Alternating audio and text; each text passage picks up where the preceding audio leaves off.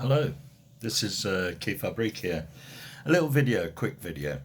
All these records, this top 10 here, I bought these records with my paper round money. So I was a teenager, or money I earned working at the golf drive in Coventry. Kicking off with number one, this is my number one album, without a shadow of a doubt. Hunky Dory. Got the big single Life on Mars on here, and Oh You Pretty Things, Changes, 8-line poem. But the best track on this for me has got to be Quicksand. Just such a great record, and featured artists that rocked up. You got Trevor Bolder on bass, Rick Wakeman on piano, Michael Ronson, who played guitar and keyboards, well, piano, and David Bowie and Woody Woodmansey on drums. Excellent stuff. Moving right along, number two, again, paper round money, was this gem, Electric Warrior. One of the best albums in any form. It's this one. Big album from 1971. Again, features two hit singles, one official and one pulled off by the label. The official single, Get It On, which got into the top 10 in America as well, and Jeepster. Also features some of the songs that were used in Billy Elliot's Mambo Sun, Cosmic Dancer, and of course, Life's a Gas. Number three had to be this one. Roxy Music, their debut album. I just love the artwork. Stunning. Equally stunning. Brian Eno and Brian Ferry. No hit single on this though, but you do get the songs Remake, Remodel, Later On, Is There Something, 2HB, and the very lovely Sea Breezes and Chance Meeting. Album number three. Album number four, The Human Menagerie, Cotton Rebel. And this gentleman here sadly lost his life. Was it him or was it him? I can't remember. One of these two. I think it was him. Paul Jeffries was on the Lockerbie flight that came down in Scotland from Libya. What a package again. No hit singles on this. None whatsoever. Producer was Nigel Harrison, but the engineer was Jeff Emerick. And of course, anyone with musical knowledge at all will tell you that Jeff Emerick worked on Sgt. Pepper and Revolver. That's album number four. Album number five came to me via Top of the Pops and the local youth club disco. It's got to be this beautiful gem. Lucia Fox. Two big hit singles on this. You got Imagine Me, Imagine You, and Only You Can. The album's simply titled Fox. I always thought that these two should have got married, Steve Harley and Lucia Fox, but then only in my head. What's that? 1, 2, 3, 4, 5. Album number 6.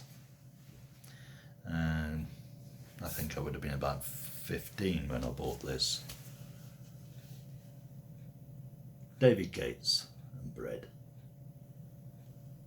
David Gates here. Album stuffed to the gills with hit songs. Make It With You, Everything I Own, Diary, Baby I'ma Want You, It Don't Matter to Me, If, covered by Telly Savalas, taken to number 1. Let Your Love Flow, Look What You Done, what a great song. And Truckin', album number 6. Around the same time as the Fox album, 75, 76, this came out. It's got the big, big hit single I Want to Stay With You and Heart on My Sleeve. The best track on this album, other than the title track Breakaway, has got to be 15 Summers. Well, on so many levels, heartbreakingly beautiful. Gallagher and Lyle, Breakaway. Album number 8. This one came out in 1976. Do you know, that's my favourite album cover ever. I know, it's nothing really, is it? But I sat and stared at that for hours. Features 2 members of Roxy Music, Brian Eno and Phil Manzanera. It got a great cover of the Beatles' Revolver track Tomorrow Never Knows, titled TNK. A handful of classic Brian Eno songs: Baby's on Fire, Third Uncle, Zombie Reptiles. Manzanera rocks up with Miss Shapiro, co-written with Brian Eno, Diamond Head and Lagrima. I still think it's the greatest live album as well. Album number 9. A delightful record. June the 1st, 1974, Kevin Ayers, John Cale, Brian Eno and Nico. With guest appearances from Mike Oldfield and Robert Wyatt. And the Sporifics. Excellent stuff. What can I say? Fabulous rendition of Heartbreak Hotel by John Cale. The End by Eno and Nico. And side 2 is primarily Kevin Ayers. May I, Shouting in the Bucket Blues, Stranger in Blue Suede Shoes, Everybody's Sometime and Some People's All the Time Blues. Excellent. And 2 goes into 4. Highly recommended.